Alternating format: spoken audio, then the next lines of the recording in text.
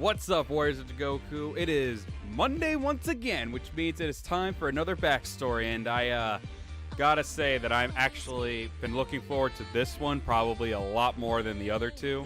I probably said that about Hikari, but I actually gotta say this one, now that I take a second read of it and everything, I'm actually way more excited to reveal this one than anything else, because for one, I think it was definitely the longest one out of the three, and I actually am, I don't know why, it's just been a while, and I've always been a really big fan of Ember, the character I made, so I gotta say, it's been pretty cool. But, I guess there's not much else to say except for get onto the story. So, like I said, quick warning, this is gonna be pretty lengthy, so be ready for that. And, there's gonna be some sad moments, sadder moments. Yeah, it's gonna be pretty sad, but I promise you, I said myself, I really enjoyed writing this down. I hope you all do enjoy it. So without further ado, why don't we get on in here and do the backstory. It's been weeks since the disappearance of her sister Hikari. Not a single word of her whereabouts. Ember was told by her brother Guang that she went away, far away from the war, just because she just couldn't be around the bloodshed any longer. Ember could respect her sister's decision, but at the same time couldn't understand why no one would disclose Hikari's whereabouts. Nonetheless, Ember would faithfully follow her brother in hopes of uniting this land under his banner. Like her brother, Ember was never a fan of humans, despite half of her blood is that of a human's. Ember, as said earlier, is a halfling. She possesses the blood of both a human and a mystic from her parents. What truly differentiates herself from her siblings is her ability to wield the powerful and dangerous fire, a trait that not many possess. Unlike most fire wielders, Ember was able to use the base form of flames that most see. However, there was an even more powerful form of flame that she could use when in a pinch. This blue flame that she possessed was the most dangerous kind. At the time, Ember was the only living creature to wield this powerful flame, but not until she went to learn how to control this powerful ability that she met another young girl her age who was born with the same gift of the blue flame like Ember. This girl became Ember's best friend as the two learned to control this dangerous firepower. This girl was known as Freya. After a month since Hikari's departure, Ember was approached by her older brother Guang with a task. In his own words, her most important and painful task yet, but something only she could do. There was an academy where most of the masters and young students who wielded fire said to train the best of the best. The problem was that most of the roster is of humans who were against Guang's rule. Guang then orders Ember to take some troops and head to this academy to burn it along with those attending there to the ground. There was much shock and concern in Ember's face. Not only was she to take on very powerful fire wielders, but with only so little troops. But the thing that got her the most, it was the same academy that her and Freya attended together. But, nonetheless, Ember headed there along with Hikari's old companion Haru, with some troops to the academy. It began to drizzle as they approached the academy. Ember dismounted from her horse and walked to the wooden front porch, swiftly incapacitating the two guards at watch. She then stared at the academy and clenched her fist, trying to abandon her feelings and memories she had for this place.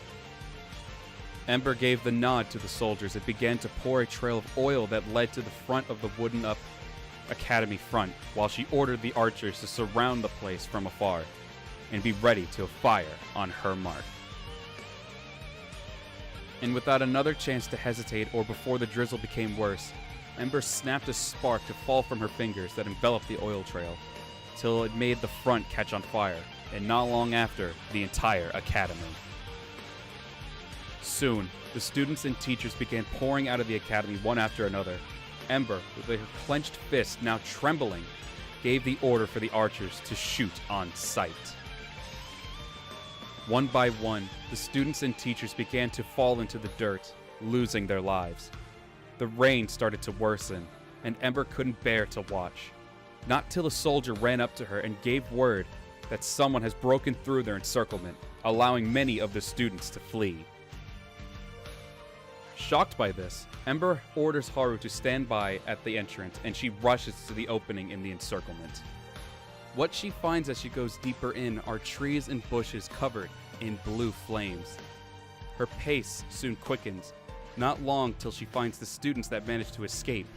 One of them that were with them was Freya herself. Freya then takes out her tri-staff, ready for Ember's attack, while giving her the most disappointed yet depressing look, and making it very clear Freya is holding back her tears. If there was one person I didn't want to run into here, it was you, Freya. Why? Why did it have to be you? As Ember says this, she takes out her staff very reluctantly. Freya yells at the younger students to flee, while she holds Ember back, and they do so without any thought. Freya tries to plead with Ember to just come along with her, and they can run away together. Ember can't help but look down as she shakes her head, telling Freya that she has to do this, for every other form of life to live happily. But then Ember pleads with Freya to come with her so there wouldn't be any fighting between them. But Freya knows this isn't a war she wants to fight on Ember's side for. She wants to be with her kind.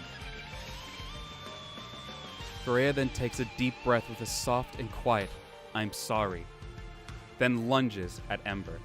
The two of them begin to fight, clashing staffs, then escalating with flames. Although Freya is powerful, she doesn't have the power a halfling would have, giving Ember the edge in their fight.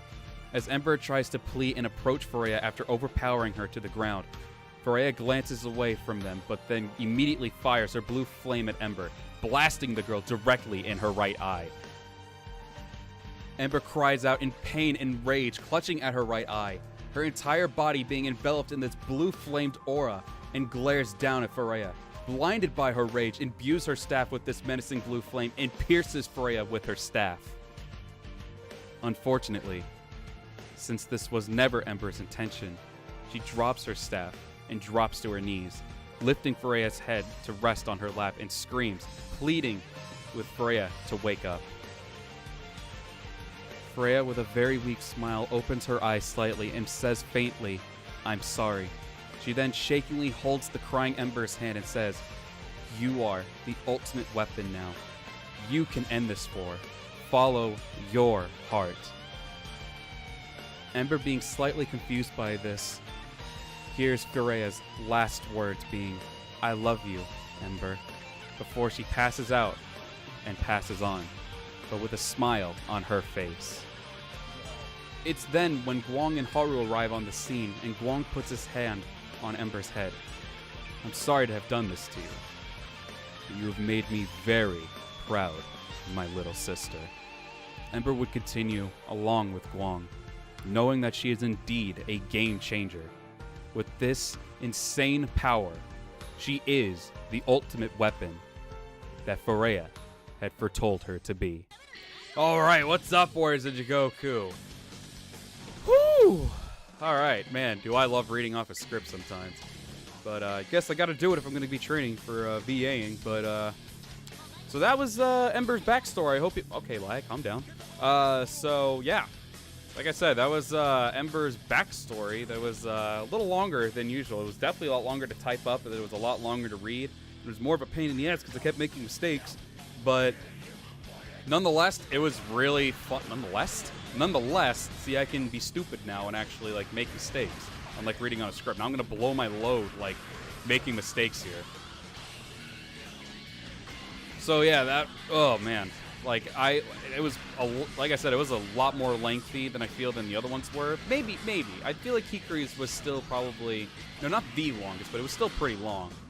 But I have to say that Ember's was definitely the most time-consuming somehow. Like, it's weird when you already have it like planned out and everything, but when you put it on paper or type it up, it's like a longer experience. But not regardless, it was a really fun thing to do. Man, if you don't fall, bitch. You don't fall off this thing. All right. Oh, yeah. Yeah, so as you can see, we got the fire. So obviously, with the blue flame thing, I made it, I guess I sort of made it as a cop-out for this thing. She rarely uses it anymore after killing Freya, which I kind of didn't mention. But that's a good reason, because I don't think there's any blue flamed attacks on here. None that it matters anyway, because she still wields fire, so it's not like it's a huge deal, which is cool. So actually, Freya is like you did see her, and I didn't just like make her just to make her. She actually is a character of mine that it was sort of last minute in a way, but at the same time, I really wanted to have someone of importance for Ember, just like Hikari did, and I felt this way was a lot more. I mean, it was sad, don't get me wrong. Hikari's was like really sad, like, oh wow, my brother's a dick, he just killed my lover. But Ember had to do it with her own hand, and she was forced to by the person that she really held dear to her. So that makes it even worse, in my opinion. Like, don't get me wrong, like I said, watching your brother kill the person you love, big move, really bad. But being forced to be the one to kill the person you care mostly about, that's hard. And it's even worse when the person you hold closer to you is the cause of you killing them. So yeah, it's a thing. So there's the lore for Ember, and there's the whole reason she even has this patch on her. She's bandaged up right now on her right eye. She holds it as a scar, and grave remembrance of Freya, who is, like I said, she dead. She's pretty dead. But now I just get to showcase her and have some fun. No sad stuff here. Just kick some ass, some good old-fashioned Dynasty Warriors 8 Empires ass kicking. That's what I like to do. Oh, I think they're bodying the people. Oh yeah, let's have them advance now. I pretty much got this area all sorted out. Is anyone here I can? Very fitting that Guang is at the main camp. You know, we'll keep him at the main camp to keep him in character. Miu Xiang, I probably should introduce her as well, because she actually is pretty important. You know, seeing as how she's Guang's love. So yeah, I'll be sure to. I'll not right off the bat. These were the three main people that I wanted to put in a backstory. So for now, I'm probably gonna take a break from backstories, because, like I said, the scripting and everything I do, it's pretty time consuming. And a lot of other like Koei YouTubers, when they do reviews, because some of them also do reviews and stuff, they say it's a pain in the ass to write a script. I'm in that category. Like, don't get me wrong, I love doing all that, but at the same time, it's tedious sometimes. And if you do it over and over again, you're going to drain yourself. You're not going to have fun with it. So for now, we're going to have a break on it. And then we'll come back to it probably to introduce some other characters. Actually, Miu Xiang can wait. There's other main people, like, because this comes in different arcs. So these characters are in different arcs, but they're important characters of that arc. So that's why I kind of just wanted to introduce them. They're in a later chapter or in a later arc, I should say. But nonetheless, after the arc, they're still main key players in it, because they carry on afterwards. After this, well, most of them. But you'll see. You'll see how it goes. Like I said, if I ever get the chance to make this a thing, which I can't wait to ever see happen, like whether it's like with some kind of book or some web series or animation or anything, I really want to make it happen, because I'd really enjoy it. But so I don't like usually trying to reveal it, because, like I said, that is, maybe it doesn't seem like a futuristic goal, but you got to reach for the stars, and you got to really want it. So that's something I really got to say. Like, I've been always told by some other people as well, like, it's a slow start to where you are right now with YouTube and everything.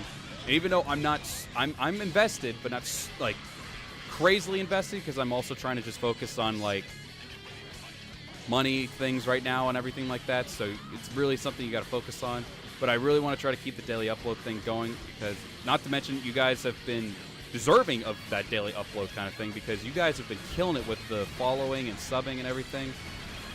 You guys have been awesome, so I feel like it's deserving. I mean, I will say, like, I'll take a break maybe every now and then, because, like, I think for maybe this week, there may be a day that I don't have something uploaded, because, one, there's just nothing super interesting going on right now, aside from the backstory and fan lore Fridays, which I'll still obviously be keeping at least that around. But, well, I better. We just started it. But, like, I don't know, like Dynasty Warriors 9 stuff, some PS2 stuff, maybe we'll do some of that, but maybe I'll have a day, because this is going to be a crazy day, or a crazy week for me, I should say. No, actually, no, technically, today is a day that I normally wouldn't be working, but there were some unfortunate situations that had to make me work. And, like I said, it's not unfortunate for me, because overtime, that's money, but unfortunate for a coworker. So that's why all that's going to be happening. So obviously I'm pre-recording this, but I found out I have to do it because of some unfortunate reasons on their side. So I was more than happy to take over for them. But yeah, so if I end up doing maybe like a last minute recording or something, or just don't feel like uploading on a certain day, you'll know why. It's because I'm working a lot more hours this week than I normally do.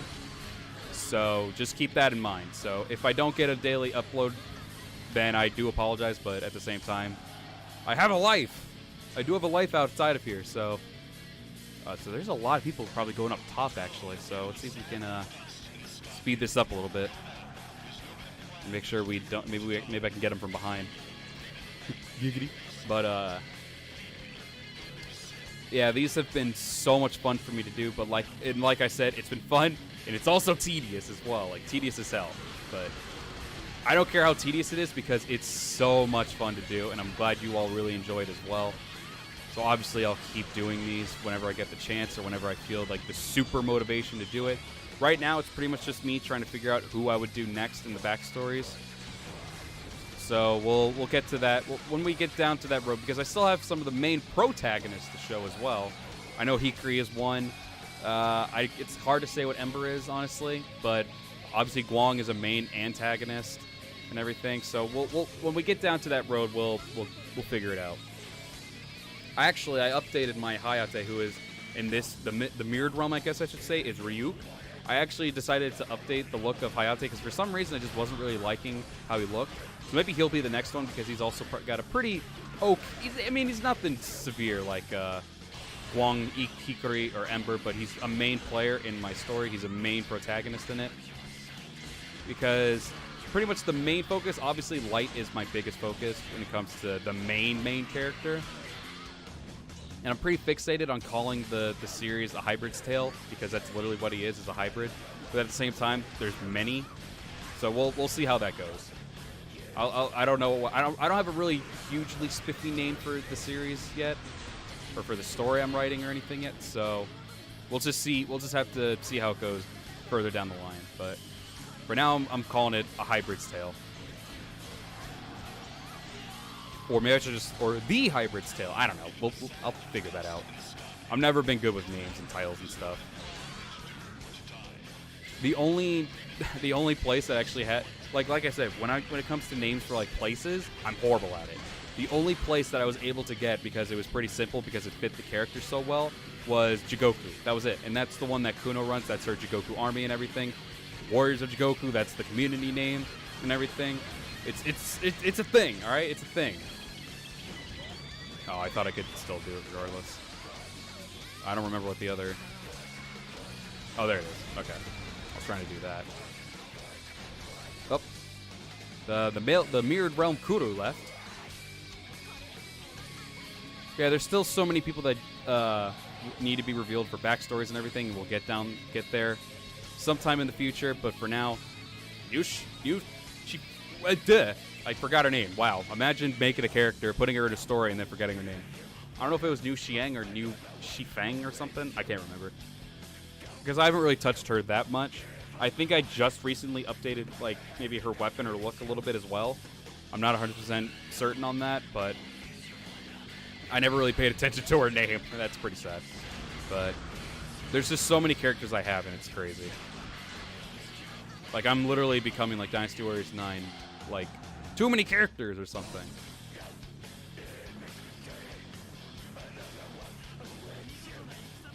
Hip, hip, hip, hip, hip, hip. But yeah, maybe I'll also show off Freya as well sometime down the line, maybe. I'll do a video with her. Oh! Maybe eventually I'll do, like, maybe my raid again, because I did make a raid. And, I don't know, please.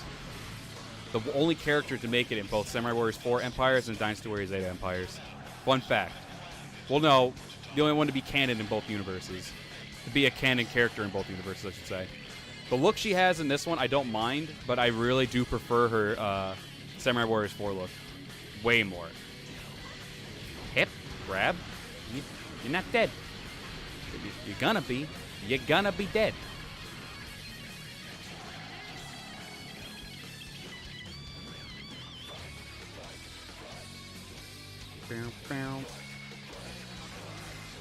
Also, for Fanlore Friday, that's actually another video I can do. So another Dynasty Warriors 8 Empires video, probably. I'm going to showcase off one more character that I decided to put in.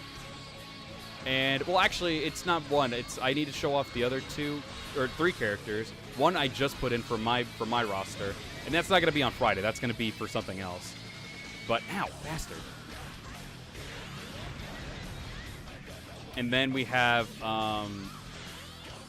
the Empress, and then we also have Tenchi as well, who I mentioned in Fanlore Fridays before we showed off Tessera. So, yeah. Oh, and side note, for anyone who bitches at my voice, you have every right to, because it's cringy as hell. But I'm working on it, so shut up. But no, I 100% agree. For people who say it was cringy, because my Arna said it was cringy. Kawaii Toseye said it was pretty cringy. And then I think Victor said it was pretty cringy. Which, 100% right. I'm not bashing any of you for it. I'm still in training, all right? Just give me a second. Give me a second. And shut your damn mouth. But don't actually do that, because I'm not a douche like that. You guys are more than welcome to give some constructive criticism. I'm perfectly okay with it. Yeah, so I didn't really show off anyone because, or on the enemy side. I actually could have. I really wasn't thinking. I just really wanted to get into a fight after doing the script, and I was just like, oh! So I really wanted to try to get this all settled. So I'm going to try to, well, obviously you guys will get it regardless on Monday, but I'm giving a side note to myself that I'm going to be having this probably just edited right after this and just get it done, because I really want a day to just relax. So I think what I'll do, maybe I'll just do, because I don't think anything interesting is in Dynasty Warriors 9 right now. I already showed off the DLC weapons and everything. I already did the costumes that are available right now, the ones that I cared about at least. No, I didn't. I didn't do Xing Sai's yet. But maybe she can still come next week or something. I don't care. Like I said, it's a really good outfit, but someone else has probably already done it anyway. It's not that big of a deal now, but we'll see how that. We'll see how I feel. But so I think maybe this week, because like I said, it's going to be a very strenuous week for me. I'm probably just going to have this a Monday, Wednesday, maybe Thursday, and then Friday for Fanlore Friday, of course. So we'll see how that goes. So, guys, if you all did enjoy Ember's backstory, because I know I did, it was really fun to type up, sort of, but really fun to reveal after the final product. Be sure to hit that like button if you all did enjoy it, and comment down below as well your thoughts on this backstory, because you guys have been showing your backstory, not your backstory, your thoughts on these backstories, and Wong's getting the shafts from all of you. I will say, you all are like talking shit about him. But yeah, so yeah, that's pretty much it. Sorry, I'm kind of drained right now. But so with all that being said, guys, also I'm gonna put this in big letters again because I haven't done this much recently. There we go, doing this on OBS last minute. 500 subs before summer. You all are doing amazing with it. Let's see if we can get that goal before summer. So yeah, guys, thank you so much for doing that, because you guys have been awesome with that goal. So with all that being said, before I ramble on anymore, thank you all very much for watching this. 500 before summer, and I will see. I was gonna plug in something. So I hope you all enjoyed it, and I'll see you all in the next one. Goodbye.